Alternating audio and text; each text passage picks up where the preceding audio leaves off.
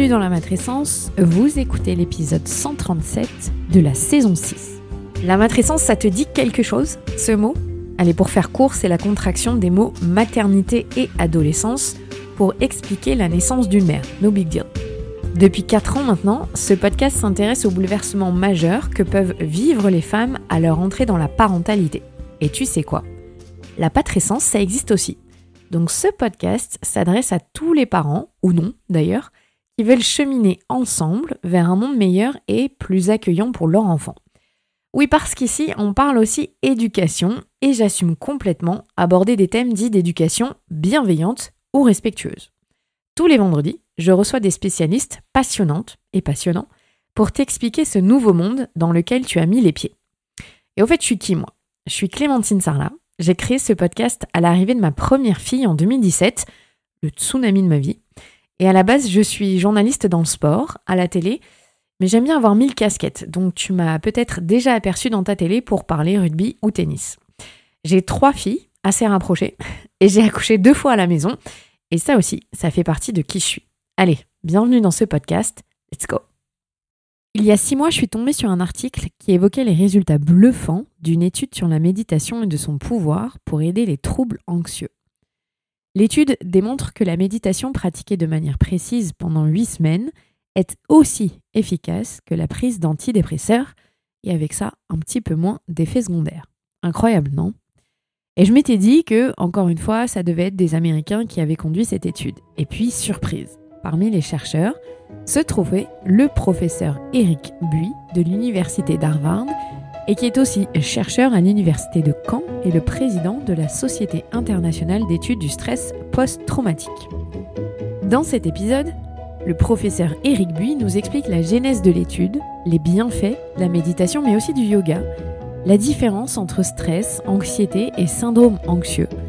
Il vous éclaire pour arriver à mieux gérer votre quotidien de parent. Et puis petit bonus de fin, vous trouverez une mini-méditation pour vous initier si vous n'en avez jamais faite. Je vous souhaite une très très bonne écoute.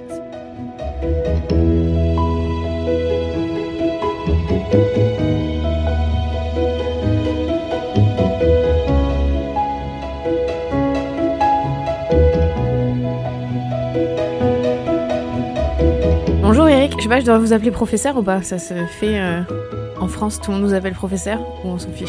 Ça dépend de qui. Vous m'appelez comme vous voulez. Ma première question, c'était pourquoi est-ce que vous, personnellement, vous êtes intéressé à la psychiatrie ? Je dis souvent qu'on tombe par hasard sur un domaine et effectivement qu'on y reste, par contre jamais par hasard. Mais non, en fait, moi je suis tombé vraiment par hasard en psychiatrie. J'ai fait un stage pendant les études de médecine, vraiment par hasard en psychiatrie. Et c'est vraiment très différent du reste de la médecine. Donc ça reste de la médecine, mais on parle aux patients de manière très différente.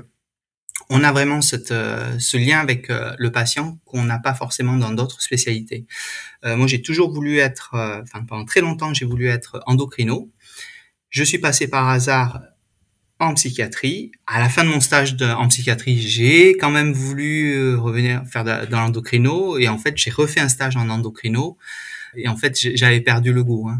J'étais happé par la psychiatrie en tant que discipline et je crois qu'il y avait une profondeur de pensée l'être humain par-dessus l'organe ou les organes qui fait que je ne pouvais plus revenir à une spécialité comme on appelle aujourd'hui, une spécialité dite d'organe. Je crois aussi que vraiment c'est la seule spécialité qui est à l'interface entre la médecine et la société. Et dont la recherche en psychiatrie, elle, est vraiment à l'intersection des neurosciences et des sciences humaines, dont la psychologie, bien sûr, mais aussi tout ce qui est anthropologie, sociologie, philosophie. C'est vrai.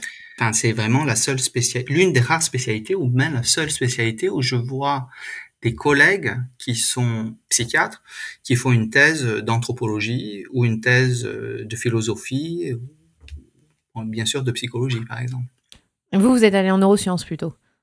Moi j'ai commencé ma thèse en psychologie et pour des raisons pratiques, puisque mon directeur de thèse changeait de discipline, d'école doctorale, j'ai terminé ma thèse en neurosciences. Donc ma thèse, c'est une thèse de neurosciences, Mais elle a été commencée comme une thèse de psychologie, clinique. Alors, Et d'ailleurs, mon master est en psycho. J'ai fait un master de psychologie. alors aujourd'hui, vous êtes spécialisé, entre autres, dans le stress et l'anxiété et donc le trouble anxieux. Pourquoi est-ce que vous êtes intéressé particulièrement à ces pathologies-là? Ce qui est très intéressant, je crois il y a deux niveaux. Alors, il y a le niveau intellectuel, je peux dire très simplement. Moi, en fait, je me suis intéressé initialement aux troubles de stress post-traumatique, à tout ce qui est psychotraumatisme. Alors, c'est très intéressant là, spécifiquement intellectuellement sur deux niveaux. C'est que globalement, c'est des gens qui vont bien, il leur arrive un événement et à partir de là, tout change. Et je trouve que vraiment, c'est une très belle illustration de l'impact de l'environnement sur la santé mentale.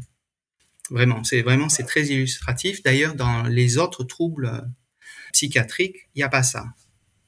Dans les autres troubles psychiatriques, il n'y a pas ça, jusqu'en 2022, où a été reconnu un nouveau trouble qui s'appelle le trouble de deuil prolongé, que j'étudie également, qui survient à la suite de la perte d'un être cher. Mais vraiment, à part ces deux troubles, il n'y a pas d'autres troubles où, par définition, il y a quelque chose d'extérieur qui vous est arrivé et vous développez ça.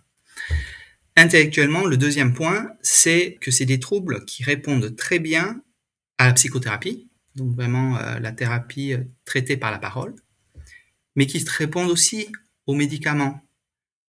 Ce qui est finalement super intéressant, comment ça se fait que on a la même pathologie, on a les mêmes symptômes et on peut parler, faire quelque chose par la parole et les gens vont mieux, ou on donne un médicament et les gens vont mieux de la même manière.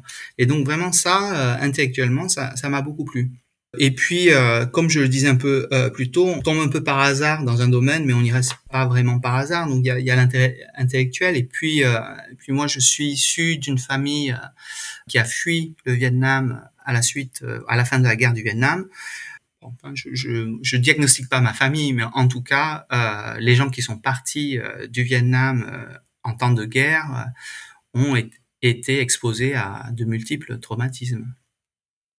Donc il y a une histoire personnelle, c'est ça, vous disiez, il y a deux niveaux de lecture. C'est une manière de pouvoir effectivement réparer quelque chose de l'ordre de l'histoire personnelle, ouais.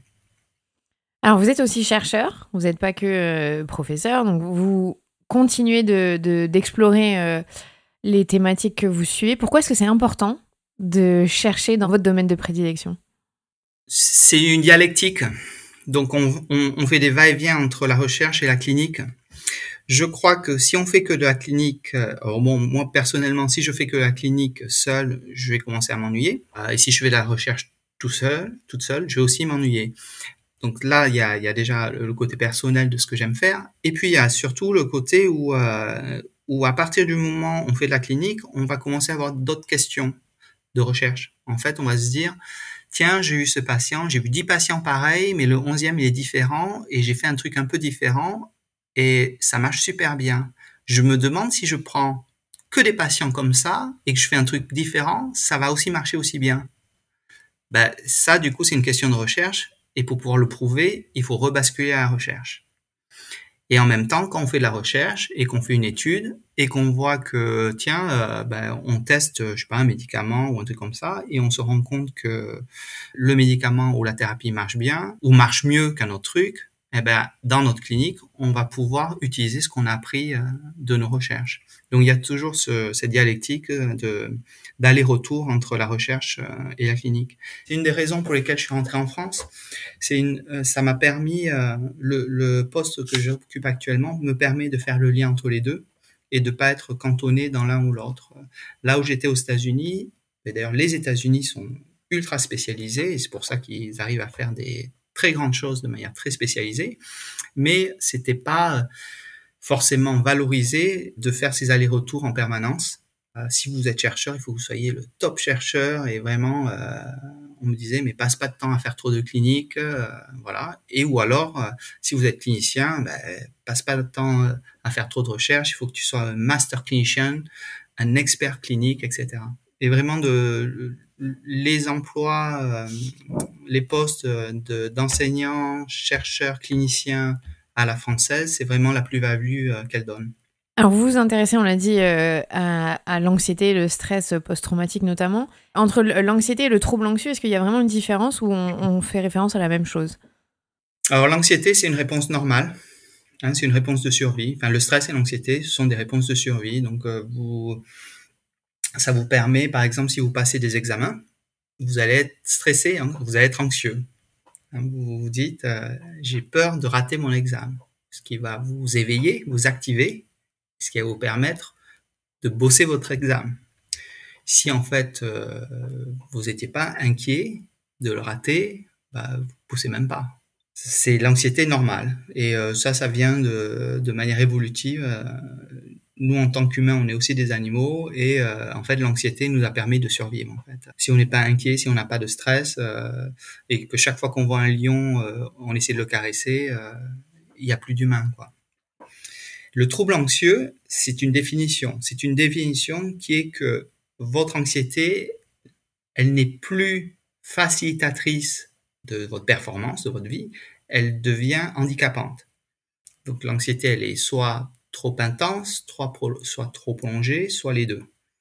Donc après, on a plusieurs troubles anxieux qui sont définis en fonction de ceux dont on a peur ou de ceux dont on est inquiet. Donc on a le trouble anxieux généralisé où on est très inquiet que tout peut arriver, on s'inquiète du futur, on fait plein de plans en permanence au cas où on est en retard, au cas où, etc., le bus ne vient pas, etc., etc. Et donc cet état d'anxiété en permanence entraîne aussi des symptômes associés tels troubles de la concentration, troubles du sommeil, tension musculaire, etc., etc. Donc ça, c'est un des troubles, le trouble anxieux généralisé. On a un autre trouble qui est par exemple le trouble d'anxiété sociale, qui est la peur d'être jugé. On a tous un peu peur d'être jugé en performance, hein, quand on donne une présentation orale, etc. Et c'est pour ça qu'en fait, on va bosser notre présentation et que ça va bien se passer. Et certaines personnes ont tellement d'anxiété que ça les paralyse, qu'elles ne peuvent même plus bosser et qu'elles ne peuvent plus y aller. Et donc, c'est dans ce cadre-là qu'on parle de trouble d'anxiété sociale ou phobie sociale. On peut avoir le trouble panique, qui est un autre trouble qui est anxieux, qui est des attaques de panique qui surviennent grosso modo de manière aléatoire sans qu'on puisse vraiment les prévenir. Et donc, ces patients-là vont se mettre à éviter certaines situations de peur d'avoir une attaque de panique dans ces situations-là. Voilà, grosso modo, c'est vraiment les trois troubles anxieux qui sont les plus fréquents. Donc, c'est sur un continuum. Et culturellement, le curseur de qu'est-ce qui est un trouble, qu'est-ce qui l'est pas, il va varier en fonction des cultures aussi, de qu'est-ce qui est acceptable ou pas. Aux États-Unis, je voyais beaucoup de patients qui venaient, qui avaient un trouble anxieux, d'anxiété sociale, et je les trouvais à la française à peu près dans la norme. Pourquoi? Parce que en fait, ce qui est attendu dans un amphithéâtre, dans une classe, c'est que quand un prof pose une question, aux États-Unis, hein, tout le monde lève la main et se battent pour répondre. Et les trois personnes qui justement ne le font pas, ils sont très inhibés et ils trouvent ça très pathologique. Et d'ailleurs, ça l'est parce que du coup, ils ont une mauvaise note parce que ils ne participent pas assez. Et je me rappelle de mes cours en France. Prof pose une question, il y a personne qui lève la main, quoi.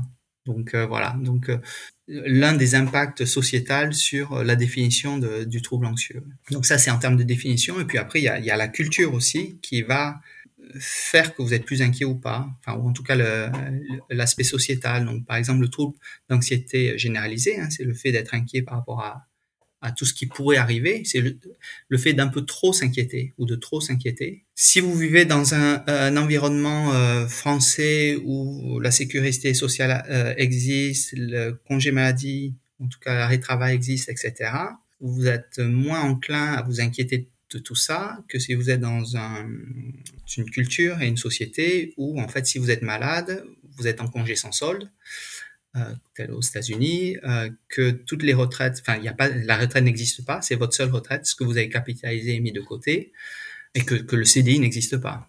Donc, c'est plus propice à s'inquiéter. En même temps, comme je le disais initialement, en même temps, du coup, le curseur, il est un peu plus bas, parce que les gens qui s'inquiètent pour leur job, etc., bon, c'est un peu plus normal de s'inquiéter parce que, en fait, on n'a aucun filet.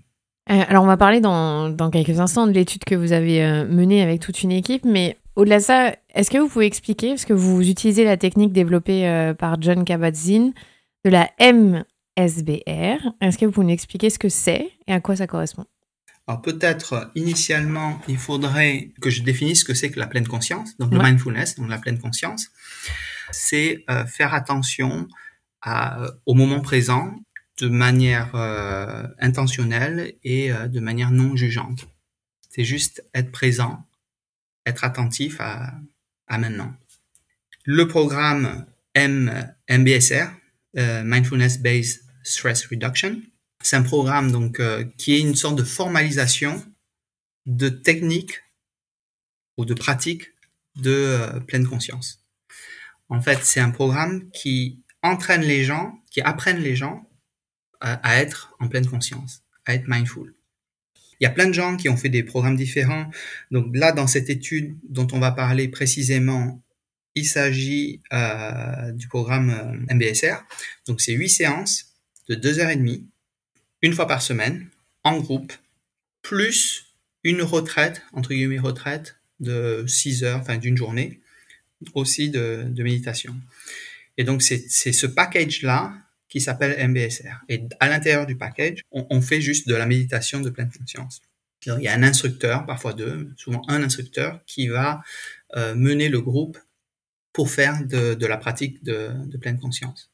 Et donc l'idée, c'est que à la fin des 8 semaines, 9 semaines, les participants au groupe auront appris à être en pleine conscience. Et tout à l'heure, vous disiez que vous étiez intéressé aussi au sujet du stress, de l'anxiété, parce que c'était un aspect où on pouvait parler en thérapie pour essayer d'aller mieux ou de prendre des médicaments. Et au final, aujourd'hui, vous avez basé vos recherches sur une troisième option, qui serait donc de pouvoir méditer. Pour moi, je crois que ça rentre quand même dans la psychothérapie. Ça rentre quand même dans une technique de psychothérapie. La mindfulness et la méditation. Ouais. Ok. Donc, vous avez conduit cette étude avec une équipe de chercheurs et de chercheuses sur la pleine conscience dont on parle. Et donc, la méditation pour contrer les effets du trouble anxieux. Pourquoi est-ce que déjà vous vous êtes intéressé à la corrélation entre la mindfulness, la méditation et ce trouble-là? Alors, c'est ces troubles-là. Il y a 3 études au total dont je peux parler, 4. Mais bon, on a eu une première étude publiée en 2013 où on a regardé le trouble anxieux généralisé. Et on a fait mindfulness, donc ce programme-là, contre des groupes de parole où on parle juste comme ça. Et on s'aperçoit que ce MBSR fait mieux que des groupes de parole où on parle du stress. Ah oui, moi je suis stressé et toi, ah oui, mais moi aussi, voilà. Et on s'est dit, on va faire une plus grosse étude, maintenant qu'on sait que ça marche. On va comparer ce programme de mindfulness, à un traitement de première intention, qui est un médicament, un antidépresseur. Et on va faire ça pour le trouble d'anxiété généralisée et aussi pour tous les autres troubles anxieux, parce qu'ils sont assez proches. Et alors là, vous me demandez pourquoi est-ce qu'on utilise le mindfulness pour tous ces troubles, pour ce trouble d'anxiété généralisée, puis pour tous ces troubles anxieux. En fait, dans les troubles anxieux, il y a 2 choses qui se passent. Si on reprend littéralement, on a des gens qui passent leur temps à anticiper le futur. Et s'ils se moquent de moi, et si le tram n'arrive pas, et si je me plante à mon examen, etc. Donc ils sont pas dans le présent, ils sont dans le futur. Et du coup, le fait de penser au futur, ça les stresse. Je fais une parenthèse. Notre cerveau ne fait pas la différence entre une menace réelle et une menace imaginaire. Donc en fait, vous êtes devant un lion, vous allez avoir peur, vous allez être très stressé, c'est tout à fait normal. Si vous êtes devant un serpent, pareil. Maintenant, vous fermez les yeux, vous imaginez devant une tarentule ou un serpent, vous allez avoir une petite réaction de peur aussi. Parce que le cerveau et surtout votre réflexe de stress ne va pas faire la différence si la menace elle est réelle ou pas. Donc, la pleine conscience, ça permet de penser au moment présent. Donc, ce qui permet de ne pas penser au futur, en fait, de tout ce qui pourrait arriver dans le futur. Ça permet d'être non jugeant.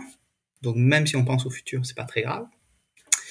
Et en plus, on a des études qui retrouvent que la pleine conscience diminue la réponse de stress. Et c'est évident, c'est normal, parce que si vous pensez à des choses qui vous stressent, à des choses dangereuses, vous allez déclencher votre réponse de stress et vous allez être stressé. Donc en fait, si on apprend aux gens à penser au moment présent, eh ben, ils ne pensent plus à quelque chose de stressant et ils n'ont plus de réponse de stress. Hmm. Oui, ça paraît logique. Mais dans la réalité, ça l'est moins. Logiquement, ça devrait marcher. Donc c'est pour ça qu'on fait ça. Et donc, vous avez conduit cette étude sur combien d'années? Donc l'étude, ça dépend ce que vous appelez conduire une étude. Donc on a fait pas mal de demandes de subventions avant d'obtenir les fonds.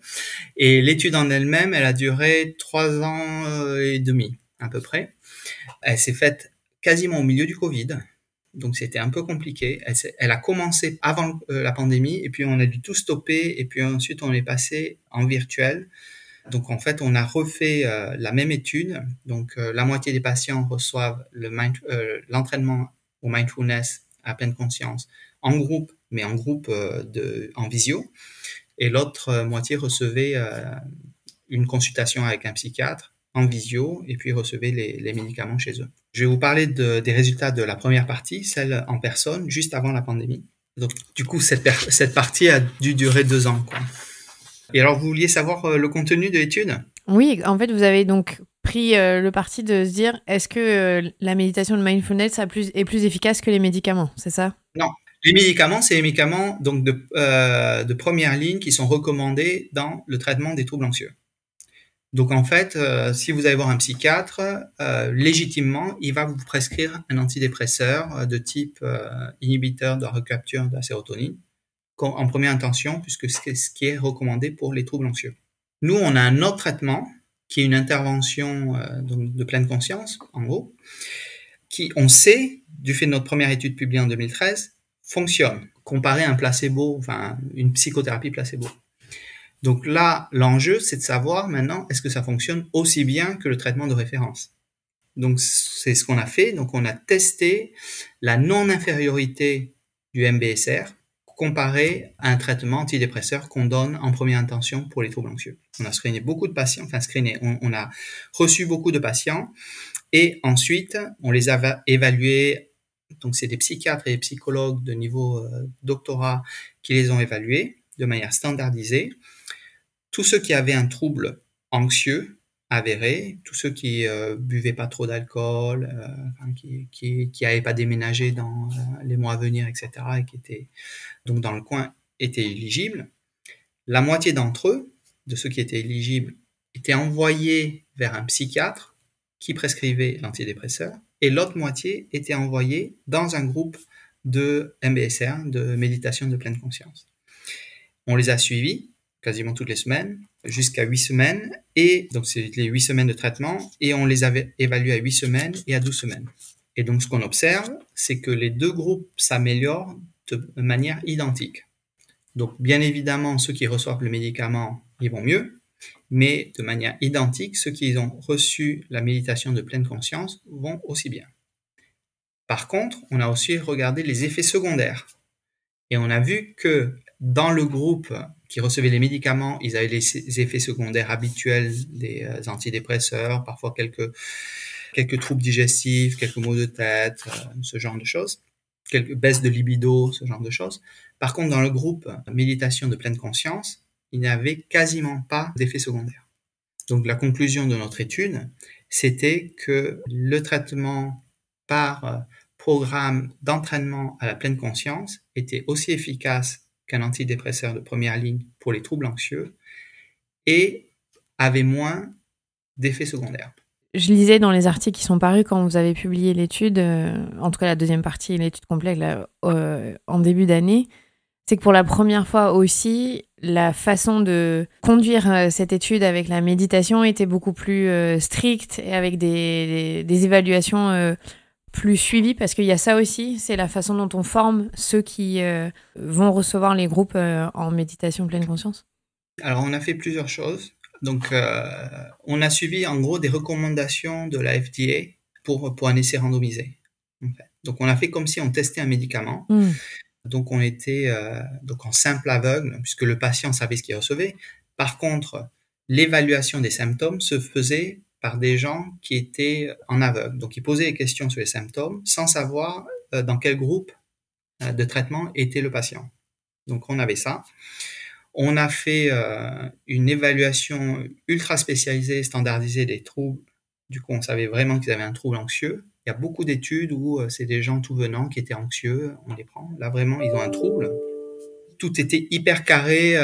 On avait l'hypothèse initiale, on avait la marge de non-infériorité, on a tout fait enfin, de toute façon, l'organisme qui nous a financé voulait absolument que ce soit fait dans les règles de l'art. Ça donne quoi comme, pas comme espoir, mais comme futur qui peut s'ouvrir pour le domaine de la psychiatrie d'avoir conduit cette étude? Alors, spécifiquement pour nous, là, la méditation de pleine conscience, à Caen, on est en train de développer 2 axes. Alors, le MBSR, on l'a choisi, c'est ça que je veux dire. Le MBSR, on l'a choisi parce que c'était assez répandu de par le monde. Et il y a un programme de validation de ça. Parallèlement au MBSR, il y a un autre programme, enfin il y a plein d'autres programmes, mais il y en avait un autre qui a été développé. Donc MBSR, ça a été développé par l'université du Massachusetts à Worcester.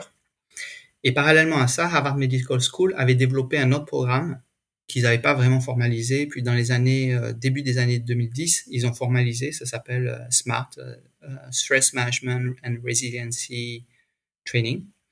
Donc j'ai été formé à ça et je suis devenu instructeur de ça et donc j'ai ramené ça en France.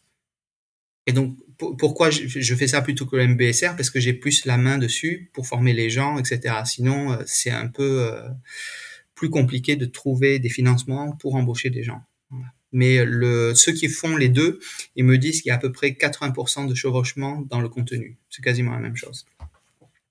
Donc le programme SMART, qui est vraiment un équivalent du MBSR, c'est aussi 8 semaines. On le développe là, donc on fait une étude là pour un nouveau trouble dont j'ai parlé, le trouble de deuil prolongé. Donc là, on a une étude qui se lance là, où on va comparer cette intervention comparée à une liste d'attente sur les symptômes du trouble de deuil prolongé. Et en plus, on va rajouter de la neuroimagerie pour voir ce qui se passe dans le cerveau avant et après. Et donc là, ça va être aussi l'une des premières études qui regarde l'effet sur le cerveau de la méditation. Et là, notamment dans cette population-là. L'autre direction qu'on a prise ici à Caen, c'est d'adapter ce programme SMART donc pour des étudiants en médecine, puisque une autre population de gens qui sont très très anxieux et stressés, c'est les futurs médecins. L'idée, c'est que si les futurs médecins ou jeunes médecins arrivent à bien réguler leur stress, ils vont être de meilleurs médecins et ça va avoir un énorme impact sur leurs patients. Voilà. Et donc là, on est en train de mettre en place, donc on a déjà des unités d'enseignement optionnelles de ça et qui sont remplies tous les ans d'étudiants en médecine. Alors maintenant, de manière plus globale, l'impact. Je fais un détour parce que donc les médicaments, moi je crois que ça marche, mais ça marche pas forcément sur tout le monde. Et puis c'est un médicament, il y en a qui veulent pas prendre des médicaments, ça je le comprends. Les psychothérapies de première intention pour les troubles anxieux, c'est les thérapies cognitives et comportementales. C'est ultra difficile de trouver des thérapeutes. Alors pas pour ça, mais pour le trouble de stress post-traumatique, j'avais fait les calculs rapidement. En fait, il y aura jamais assez de psychothérapeutes en France. Il n'y a pas assez de psychologues. Et il n'y en aura jamais assez, en fait. Ma parenthèse sur le trouble de stress post-traumatique, c'est on est le centre régional de psychotrauma ici. On a en gros 3 temps pleins de psychologues pour traiter tout le psychotrauma actuel, tous les patients souffrant d'un trouble de stress post-traumatique actuellement en Normandie, puisque c'est notre charge. Il nous faut 317 ans, 317 années. Ou alors, il faudrait que tous les psychologues de la région fassent que ça pendant quasiment 1 an pour résorber la charge de patients. Donc c'est pas possible en fait. Donc va falloir penser des modèles alternatifs de soins. Il y a une modélisation des soins qui s'appelle les Step Care Approach, qui est une approche en soins étagés, où l'idée c'est que tout le monde reçoit quelque chose qui coûte pas très cher et qui marche pas mal. Et ceux qui répondent pas à ça, ils vont monter en intensité avec quelque chose qui coûte plus cher, enfin cher je parle en ressources quoi. Et si ça marche pas, on monte encore. Et l'idée c'est d'organiser les soins de manière étagée. Et donc là, moi je pense que tout ce qui est programme de méditation de pleine conscience, parce qu'on n'a pas besoin de thérapeute, ça peut être une première étape ou même une deuxième étape d'un step care approach, d'un système de soins étagés. Voilà pourquoi c'est important. Oui, donc ça vous a ouvert des portes aujourd'hui avec une assurance que ça marche puisque votre recherche l'a prouvé et donc un potentiel de développer via plein d'autres branches finalement ce que vous avez mis en place. Ouais, c'est tout à fait ça. Ouais. Et c'est qu'une de mes voies de recherche, hein, mindfulness. Et comment est-ce que c'est reçu en France? Parce que là, vous parlez beaucoup de programmes qui se sont développés aux États-Unis. Vous avez amené ça il y a que 3 ans, je crois, en France. C'est reçu avec scepticisme, avec une ouverture d'esprit. Les pouvoirs publics s'en emparent parce que la santé mentale aujourd'hui, surtout après la pandémie, c'est quelque chose qui commence à prendre de la place dans l'espace public. Vous, en tant que chercheur, comment est-ce que c'est reçu? Non, je vais rendre à César ce qui est à César, hein. Le mindfulness, la pleine conscience, il y a beaucoup de collègues qui en faisaient déjà en France. Je suis arrivé en terrain semi-conquis. Ce que j'ai apporté de plus, c'est la rigueur méthodologique de recherche pour l'étudier. Après, je suis déjà arrivé, enfin, quand je suis arrivé ici, des collègues faisaient déjà beaucoup de méditation sur le plan clinique. Alors, c'est pas les mêmes programmes, hein, ils faisaient d'autres choses, mais il y avait déjà pas mal de gens qui faisaient ça. Là, on a beaucoup parlé donc du trouble anxieux, l'anxiété. Est-ce que ce type de thérapie, ça pourrait s'adapter à une dépression? Ouais, il y a des études qui l'ont étudié dans la dépression. Je pense que ça marche. Il y a aucune étude qui a comparé aux antidépresseurs, à ma connaissance, dans la dépression. Mais les études dans la dépression ont comparé à des psychothérapies placebo, des groupes de parole, des trucs comme ça marche. Dans ce podcast, on parle beaucoup donc aux parents et on parle beaucoup de santé mentale liée à la parentalité, la maternité. Quand il s'agit du trouble anxieux qui est apparu après l'arrivée d'un bébé, et notamment très présent chez les mères, est-ce qu'il y a des paramètres de guérison différents? Est-ce que c'est vraiment un trouble anxieux à part? Je vais vous répondre en tant que clinicien, parce que on n'a pas assez de données pour savoir si spécifiquement c'est un trouble anxieux si différent que ça. Ça ressemble à un trouble anxieux, enfin c'est un trouble anxieux, hein, ça a les mêmes symptômes, soit on peut déclencher un trouble d'anxiété généralisée, un trouble d'anxiété sociale, peut-être un peu moins, mais trouble panique, trouble anxieux généralisé, ça arrive hein, qu'on développe ça suite à un événement de vie, donc à la maternité, mais bon, ça peut être un deuil, etc., etc. Pas de données qui diraient que c'est différent. Et comme c'est en science, c'est pour l'instant, hein, l'organisation des sciences fait que ce qu'on arrive à prouver, c'est une différence. On peut pas prouver qu'il n'y a pas de différence, en fait, vraiment. En ce qui nous concerne, il n'y a pas de données qui prouvent que c'est différent. Donc, ça veut dire que le programme de méditation de mindfulness marcherait chez les jeunes parents qui seraient beaucoup plus anxieux que la normale. Oui, absolument. Ouais, absolument. Je fais un autre détour. On a une autre étude dont vous n'avez pas parlé, qui était publiée en 2020, je pense, de yoga, du Kundalini Yoga pour le trouble d'anxiété généralisée. Alors là, on a fait 3 bras. Donc, c'est les patients qui avaient un trouble d'anxiété généralisée. Ils ont été répartis entre 3 groupes. Un groupe où ils faisaient une psychothérapie placebo. Très dur à mettre en place, une psychothérapie placebo. Il faut qu'ils puissent venir, avoir l'impression que ça marche, mais en fait, parler un peu dans le vide. Voilà. Oui. Il y avait un groupe qui recevait le traitement gold standard, qui était donc la thérapie cognitive comportementale, et un groupe de patients qui recevaient du Kundalini Yoga, du yoga Kundalini, plus méditatif. Et donc, l'étude, c'était sur 12 semaines. On avait 2 objectifs, montrer que le yoga faisait mieux que la thérapie placebo. Le yoga fait mieux que la thérapie placebo sur le trouble d'anxiété généralisée. Et le deuxième objectif, c'est de montrer que ça faisait aussi bien que la thérapie cognitive comportementale. Et dans notre étude, ça fait pas exactement aussi bien. C'est un tout petit peu moins bien. Cependant, rétrospectivement, on s'est dit, on a quand même pris les experts mondiaux de la thérapie cognitive comportementale pour faire les groupes. Donc, on a vraiment boosté le groupe de comparaison. Ah oui, vous avez offert le meilleur soin possible en thérapie cognitive comportementale. Voilà. Donc après, on s'est dit, bon, peut-être qu'on a pris vraiment les experts mondiaux de ça, donc peut-être c'est aussi pour ça qu'on n'était pas arrivé exactement à leur niveau. Mais ouais, c'est probablement un peu moins bien que la thérapie cognitive comportementale, le yoga, mais c'est mieux que juste de parler. Hein. C'est mieux que la psychothérapie de soutien. Enfin, c'est mieux que de parler. Et voilà. Ce qui rentre dans tous les cas dans ma conception de la place de ces thérapies, hein, je les appelle thérapies, de ces interventions, dans les soins. Hein. C'est-à-dire que thérapie cognitive comportementale, ça marche très bien, mais c'est super difficile de trouver des thérapeutes. Bah, en fait, tout le monde peut faire du yoga. Ça va être assez facile de trouver un instructeur de yoga. On va les faire en plus en groupe.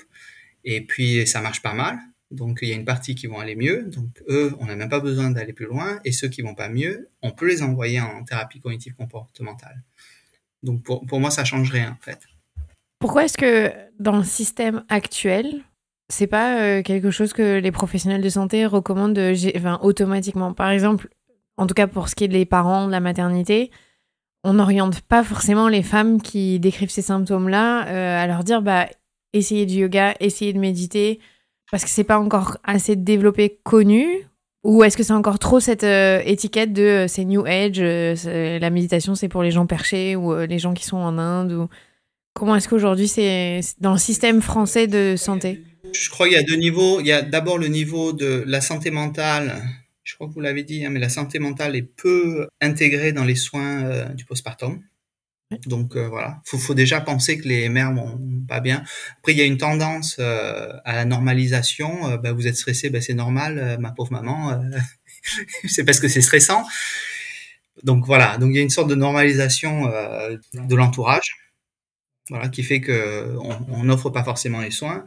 Et puis si on offre des soins, effectivement, on pense pas forcément à la méditation en première intention, parce que au final, l'étude qu'on a faite, on l'a faite aux États-Unis avec un comité consultatif de personnes qui travaillaient dans les assurances maladie, qui travaillent dans les mutuelles américaines. Parce que l'idée, c'était que le MBSR pouvait être reconnu dans les mutuelles et remboursé. Donc là, en France, on se heurte à ce problème qui est que si vous prenez un comprimé de Prozac, enfin de fluoxétine, faut pas mettre de nom de marque, c'est remboursé. Par contre, si vous allez faire du yoga, c'est pas remboursé. Oui, donc là, il y a aussi comment notre système de soins est organisé aujourd'hui à privilégier le médicament et à pas privilégier des techniques autres qui sont tout aussi efficaces. Mais absolument. Donc, le médicament prescrit par un psychiatre, c'est remboursé. La thérapie, la cognitive comportementale par un psychologue, c'est pas remboursé. Et la méditation, encore moins. Non. Ouais, donc il y a déjà aussi une organisation des soins pour arriver aux bénéfices dont on connaît aujourd'hui les résultats, puisque vous l'avez prouvé dans vos recherches. Mais ça va prendre des années. C'est correct. C'est correct. Et donc, en fait, quand vous dites c'est la clinique, la recherche, et puis après, il faut l'enseignement, la formation. Ok, il y a 4 piliers là. Enseignement, formation, c'est je mets dedans entre guillemets lobbying, mais c'est de la formation, quoi, vulgarisation, tout ça, explication. Donc voilà, et c'est pour ça c'est les 3 piliers des postes hospitalo-universitaires français. C'est-à-dire qu'on fait la clinique, on fait la recherche, et puis ensuite il faut aller former les gens, expliquer aux gens pourquoi il faut changer les pratiques, etc. Alors concrètement, pour ceux qui nous écoutent, est-ce que vous avez 2-3 techniques ou tips à nous donner pour accéder à la pleine conscience, parce que c'est une compétence, c'est pas en un claquement de doigts, hein, vous l'avez prouvé, il faut des gens très bien formés et sur plusieurs semaines pour pouvoir le faire. Est-ce qu'il y aurait 1 ou 2 choses qu'on peut déjà mettre en place à la maison? Déjà, moi, je recommande à mes patients d'écouter des méditations en ligne. Hein. Là, on trouve, vous allez sur YouTube ou je sais pas, n'importe quelle plateforme, vous cherchez des méditations. Il y a des méditations guidées, des méditations de respiration, des méditations de body scan, de scan corporel. C'est assez facile. Il faut juste suivre, écouter. Ce que je dis à mes patients, c'est que c'est un processus. La pleine conscience, ça n'est pas un objectif. Donc, si votre pensée divague pendant que vous méditez, c'est normal. Vous allez le ramener à l'objet de votre méditation. Parce qu'en fait, c'est ça le job. L'entraînement, c'est d'apprendre à revenir. Et donc, en fait, si vous faites pas des allers-retours, vous n'avez pas appris, en fait. vous musclez pas votre capacité à vous recentrer. Et donc c'est normal que vous n'êtes pas en train d'échouer votre méditation. Vous êtes juste en train de faire la méditation, d'apprendre à revenir. Je leur dis vidéo YouTube, trucs, etc. Voilà. Un autre truc qui est très simple, c'est le repas. Vous pouvez dire, en fait, vous allez juste manger en pleine conscience. Vous pouvez dire à votre famille, on va essayer de manger, de mâcher très lentement et essayer de ressentir toutes les sensations dans la bouche, le goût, le toucher, déjà sentir ce qu'on mange, bien mâcher, ressentir les mouvements de la mâchoire pendant qu'on mâche. Et voilà. Alors, on n'a pas besoin de faire tout le repas, hein, mais si on se prend 3 minutes pour faire ça avec sa famille, c'est pas mal. Et là, on met petit à petit des petits moments de méditation dans la journée. Il y a un autre truc que je leur dis, enfin, le troisième truc, c'est, alors dans notre programme de méditation, on a ce qu'on appelle des mini. Donc, des mini-méditations. C'est juste parfois respirer 3 fois. Ouais, on peut respirer 3 fois, comme ça, voilà. Ou alors, moi, j'avais fait un truc où je leur disais, ça prend 10 secondes, vous fermez les yeux, vous relâchez les yeux, la mâchoire, les épaules. Vous refaites ça, vous relâchez les yeux, la mâchoire, les épaules, 3 fois, voilà. Et ça dure vraiment pas longtemps, mais ça, vous pouvez le faire à peu près tout le temps dans la journée. Vous pouvez vous mettre des post-it ou avant d'envoyer un email, vous faites ça. Vous pouvez faire des mini aussi, par exemple, de respiration. Là, vous inspirez fort et vous expirez 3 fois, mais très lentement. Vous faites ça juste au lieu de regarder votre smartphone en allant d'une réunion à une autre, vous faites juste ça. Voilà, ce genre de mini méditation, on peut en faire sur toute la journée. Il y a des gens qui ont des petites alarmes, et ils ont un gong toutes les heures, et toutes les heures, c'est juste respirer 3 fois ou 10 fois. Voilà. Moi, je l'ai à 9h30, midi et demi et 21h15 tous les jours. Voilà. Pour me dire, respire, repense où tu es, qu'est-ce que tu fais. Et puis c'est tout. Et puis déjà ça, on fait ça, c'est déjà pas mal dans la journée. Ouais, c'est vrai que c'est pas grand-chose.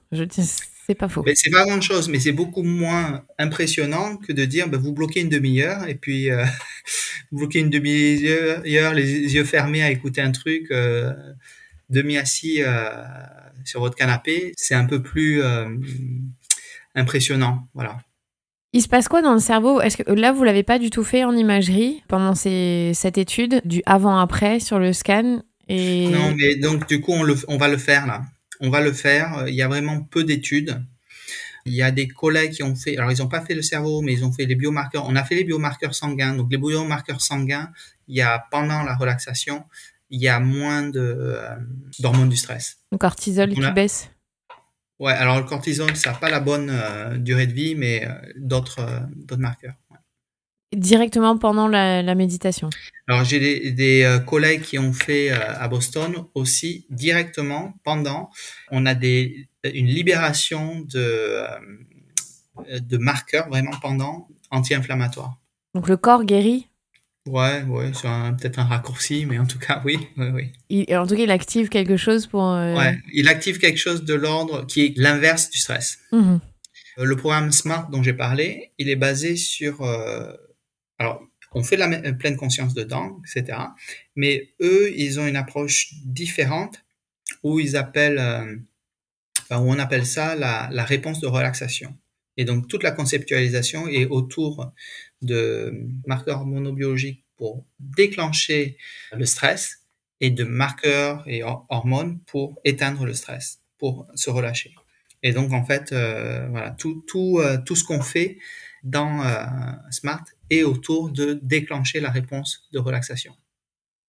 Je trouve que c'est fou. Quand j'ai lu votre étude et les résultats, quand c'est paru dans la presse, je me suis dit c'est fou qu'on ait à disposition un outil qui est si simple, pourtant si dur à acquérir, parce que être en pleine conscience, c'est vraiment un exercice pas facile, et qu'on l'utilise quasi pas dans nos vies quotidiennes.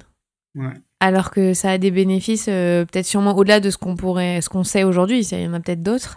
Est-ce qu'on a du mal à y croire? Est-ce qu'il y a ça aussi, ce qui joue, de se dire on n'est pas capable nous-mêmes de d'avoir ce pouvoir-là sur nous? Je crois que c'est une manière de penser qui est différente de notre manière de penser dans notre société actuelle, qui est une société de consommation, de penser le futur en permanence et de pas vraiment profiter de l'instant présent. Dire à quelqu'un tu peux aller mieux en te ressentant sur le présent, c'est lui dire aussi que ce qu'il considère comme une valeur de sa vie est en décalage. C'est une grande limite là. Là, on modifie vraiment le cadre de valeur de ce qui est important dans une vie. On est sur un changement de paradigme qui Ouais. se fait pas en un claquement de doigts, en fait. C'est toute une culture, c'est toute une approche, c'est toute une éducation aussi autour de ça, qui fait que ça prend du temps. Et vous avez des gens qui sont réticents et qui sont pas du tout, qui sont perméables à la méditation? Il y a eu ça dans l'étude? Alors dans l'étude non, cliniquement oui. Dans l'étude non, parce qu'en fait ça faisait partie des critères. C'est est-ce que vous acceptez de faire la méditation? Vous avez une chance sur deux de faire la méditation. Donc il fallait qu'ils acceptent ça. Cliniquement, il y a des gens qui aiment pas parce qu'il y a une partie d'habituation à ça. Hein. Enfin, il y a une part de lâcher prise. Hein. Donc par exemple, vous êtes très inquiet que je sais pas, donnez-moi un exemple. Vous êtes inquiet de quoi? Moi, je suis plus inquiet, mais... sur nos enfants, par exemple, de la réussite scolaire de nos enfants. Il y a plein de gens qui sont inquiets. Très inquiets de la réussite scolaire de vos enfants. Donc, du coup, il faut les amener dans la meilleure école, etc., etc. Et alors, bien sûr, on veut toujours que ce soit la meilleure école. Et si l'école nous accepte pas, qu'est-ce qui se passe, etc., etc. Et de pouvoir l'éteindre, le recentrer en disant, bah, c'est pas grave. Enfin, c'est grave, mais c'est pas si grave que ça. Ça nécessite de se lâcher prise quand même. Peut-être il y a une autre chose dont j'ai pas parlé, c'est qu'une manière de recentrer les gens, c'est de leur expliquer que bah, y a des choses qu'on peut changer, des choses qu'on peut pas changer. Enfin, il y a des choses qui sont sous notre contrôle, des choses qui ne sont pas sous notre contrôle. Les choses qui sont sous notre contrôle, ben, la réponse de stress, elle sert. Mais elle sert au moment où on doit agir. Les choses qui ne sont pas sous notre contrôle, la réponse de stress, dans tous les cas, elle ne sert pas. Donc un exemple, c'est, j'imagine que, enfin, il y en a qui vont se reconnaître. Hein. Vous êtes dans un avion, vous avez une connexion qui est courte. Votre premier avion est en retard. Vous êtes dans l'avion, vous vous dites, mince, je vais rater mon avion suivant. Et donc là, vous êtes en train de vous dire, tac, tac, tac. Et donc là, il y a la réponse de stress, vous avez le cœur qui s'accélère, vous commencez à suer, mince, mais si je rate mon avion, etc., et qu'est-ce que je fais, etc. Alors là, vous avez une réponse de stress. Il y a un truc, c'est que déjà, vous pouvez pas changer. Ah oui, parce qu'il y en a qui vont ruminer du fait que mince, mais si jamais j'avais truc, peut-être j'aurais dû prendre l'autre avion. Oui, mais maintenant c'est trop tard. Donc en fait, là, on peut pas changer. L'avion il est en retard. Donc ça sert à rien d'être stressé par le fait que l'avion soit en retard. Alors la réponse de stress, elle va être importante au moment où vous allez atterrir et sortir de l'avion. Là, va falloir stresser. Va falloir que votre adrénaline soit au plafond pour pouvoir courir et essayer de choper l'autre avion. Mais avant, ça n'a absolument aucun intérêt d'être stressé. Donc, c'est du stress qui est inutile et perdu, en fait. Okay. Quand les gens comprennent ça, ben, c'est mieux. On l'a pas dit que ça sert à rien d'être stressé. On leur dit juste, là, c'est pas utile. Ça sera utile tout à l'heure. Oui, il faut trouver le moment adéquat dans le stress qui va nous servir et servir notre cause. Et parfois, on est les propres bourreaux à notre santé mentale, au final. On crée notre stress, même la plupart du temps. Ce que je disais, c'est que notre système de stress ne fait pas la différence si on l'a imaginé ou si c'est actuel et devant nous. La menace, le danger... Donc effectivement, je ferme les yeux, je suis dans l'avion en retard pour ma connexion, je ferme les yeux, je me pense en train de descendre l'avion, effectivement, j'ai une réponse de stress. Parce que je m'imagine que je suis en train de courir, mais sauf que je suis pas en train de courir. Et je serai en train de courir quand je descends. Mais si ça se trouve, l'avion va rattraper son retard. Et si ça se trouve, l'avion suivant sera en retard. Donc le seul moment où je dois stresser, c'est au moment où j'atterris. Et là, j'ai une réponse de stress et je regarde si l'autre avion, et si l'autre avion est pas en retard, il faut vraiment que je cours. Si l'autre avion est en retard, j'ai pas besoin de courir. Si l'autre avion, si en fait c'est trop tard, j'ai même pas besoin de stresser. Bon, ben ça y est, c'est trop tard. Même pas besoin. Donc en fait, j'aurais pas utilisé de manière inutile ma réponse de stress. C'est marrant parce que dans toutes les études qui sont sorties sur le bonheur et qu'on a interrogé des gens en fin de vie, tous, ils disent j'aurais aimé ne pas stresser autant et ne pas m'inquiéter autant. Donc c'est un des grands regrets des gens qui sont en fin de vie. La pleine conscience, pour moi, c'est ce qui... il y a des philosophes qui l'ont dit, hein, mais la seule vie qu'on a, c'est celle qu'on a maintenant. Donc si on passe notre vie à penser au futur, ben en fait, on n'a fait que penser au futur, à la vie qu'on n'a pas.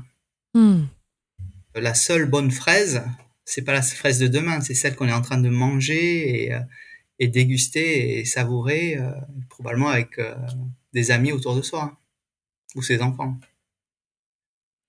Vous l'avez dit tout à l'heure que vous êtes pas anxieux, donc vous n'arrivez pas à trouver un exemple.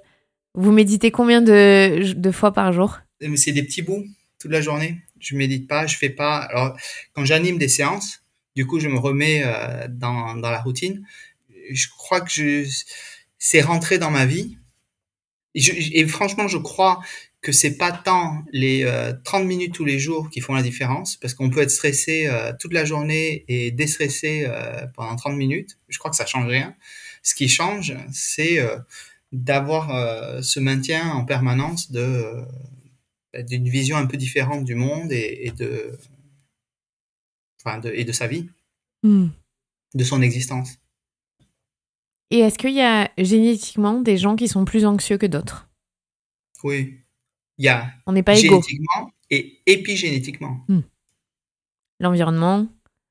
Alors génétiquement, c'est vraiment les gènes, et épigénétiquement, c'est que si vous avez été très stressé, dans vos gènes, sur la génération dessous et celle d'au-dessous, l'expression des gènes va être un peu altérée, de manière à ce que vos enfants vont être plus stressés. C'est un mécanisme adaptatif. Hein. C'est comme ça que notre espèce a survécu. C'est-à-dire que si vous vivez en temps de paix et que tout se passe bien, c'est bon. Si vous êtes transporté ou vous êtes dans un environnement moins favorable, le curseur de la normalité, il se décale. Il faut que vous soyez un peu plus stressé pour pouvoir faire face au danger. Et du coup, pour que votre progéniture survive, il faut qu'elle soit un peu plus stressée de base. Et donc, il y a tous ces mécanismes épigénétiques qui font que le stress se répercute d'une génération à l'autre. Mais on sait avec l'épigénétique qu'on peut changer aussi les marqueurs et inverser ça. Génétiquement, épigénétiquement, on n'est pas tous pareils. Donc, il y a des gens qui vont être plus stressés que d'autres. On peut modifier son état de stress avec la thérapie ou avec les programmes de méditation. Et c'est ce que vous étudiez aussi avec les réfugiés qui subissent un stress très important dû aux événements qu'ils vivent et comment ça se répercute après dans leur vie. Est-ce que vous étudiez les réfugiés actuels ou ceux qui sont de deuxième ou troisième génération? On a un peu fait des études sur les réfugiés, mais c'est dans le cadre du trouble de stress post-traumatique, donc c'est dans le cadre des traumatismes. Les populations de réfugiés ont souvent, sur leur parcours migratoire, été exposées à de la violence physique, malheureusement, sexuelle, malheureusement, etc. Et arrivent avec des troubles de stress post-traumatique. Donc ça, on a étudié. Je ne sais pas si ça répond à votre question. Non, c'était plus. Et comment est-ce que c'est passé dans les générations d'après en France? C'est les générations. Voilà, en France, on est une terre d'immigration. Il y a eu plusieurs vagues. Ouais. Est-ce que sur ces populations-là, aujourd'hui, on a eu des études? Nous, on l'a pas étudié ici. J'ai des collègues aux États-Unis qui ont beaucoup étudié les générations issues de déportés, de juifs déportés. Et effectivement, donc ça se répercute. Ils sont plus anxieux, ça se répercute au niveau génétique ou épigénétique sur des générations. Ouais. Je vous avais posé la question dans le mail si vous accepteriez de faire une mini méditation pour la fin, ou c'est pour ceux qui sont tous stressés et qui écoutent ça parce qu'il y a plein de gens aussi qui n'ont jamais été exposés à la méditation, même guidée, qui savent même pas ce qu'on doit faire et comment on se ressent sur soi-même. Et je me dis que s'ils ont écouté cet épisode, ça peut être l'occasion pour eux de juste avoir une petite approche. Donc je propose aux auditeurs, auditrices, un petit moment de méditation. Alors vous pouvez faire cette méditation qui est assez courte, soit assise sur une chaise, soit même allongé si vous préférez.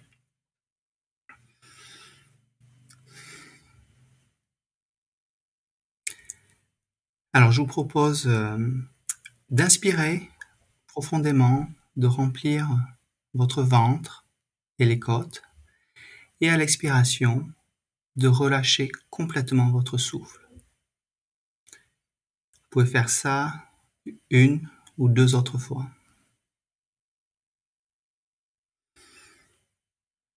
Maintenant, si vous n'avez pas encore fermé les yeux, je vous propose de fermer les yeux, ou si cela est pas très confortable pour vous, de laisser le regard dans le vide devant vous, et de commencer à prendre conscience de votre respiration.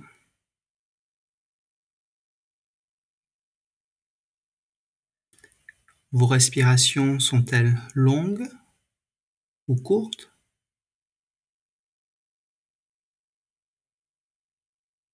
Est-ce que vous remarquez que les inspirations et les expirations sont équilibrées, ou peut-être que l'une est plus longue que l'autre?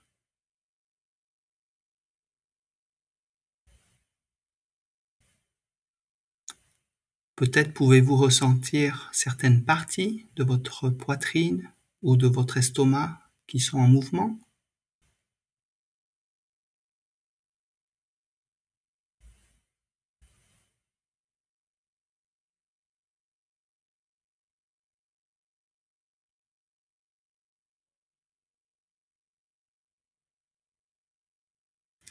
Continuez à vous concentrer sur votre respiration. Et si votre attention divague, change, ramenez-la doucement sur votre respiration. Maintenant, vous pouvez remarquer peut-être que le souffle entre et sort de votre corps par le bout du nez.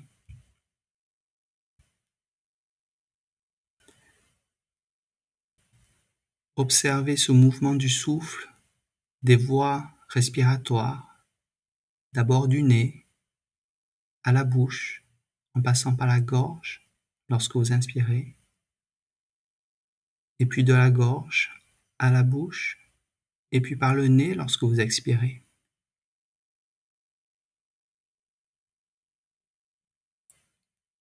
Peut-être même vous pouvez observer la qualité de votre respiration.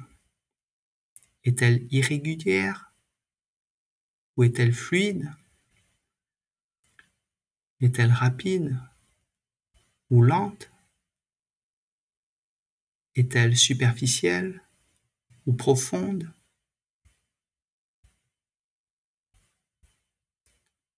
Vous pouvez même peut-être remarquer le son de votre respiration. Est-ce que vous l'entendez? À quoi est-ce que cela ressemble?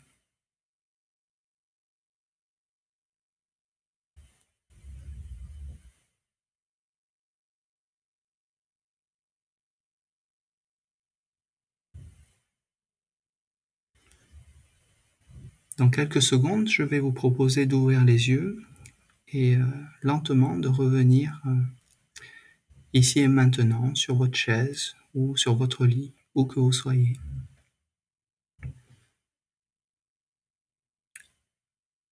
Maintenant, à la fin d'une respiration, vous pouvez ouvrir les yeux et revenir ici.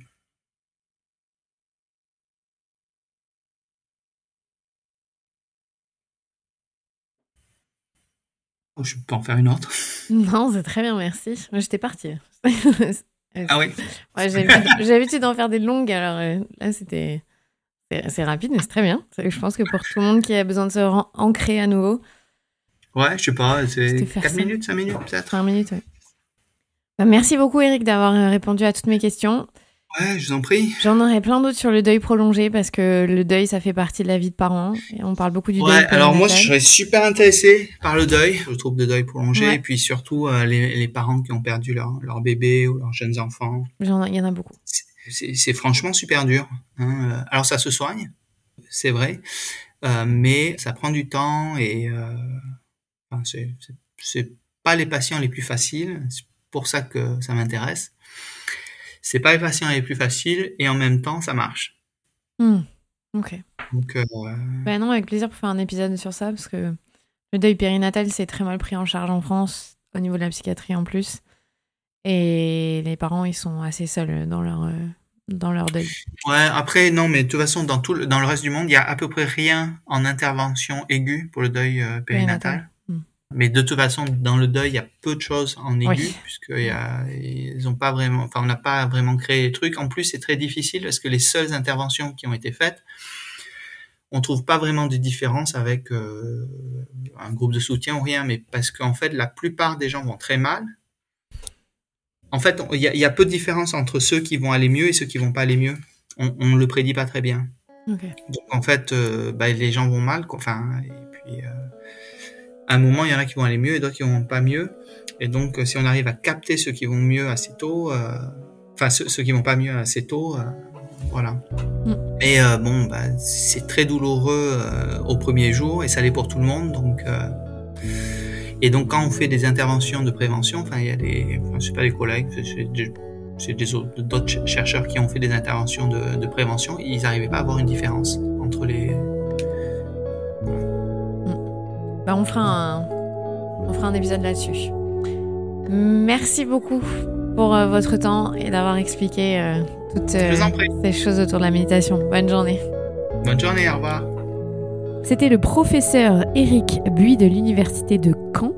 Je suis Clémentine Sarlat, votre hôte. Si vous avez aimé cet épisode, n'hésitez pas à le partager autour de vous, à le faire passer sur les groupes WhatsApp, puisque d'après Spotify, le podcast La Matrescence fait partie des 1% de podcasts les plus partagés via WhatsApp.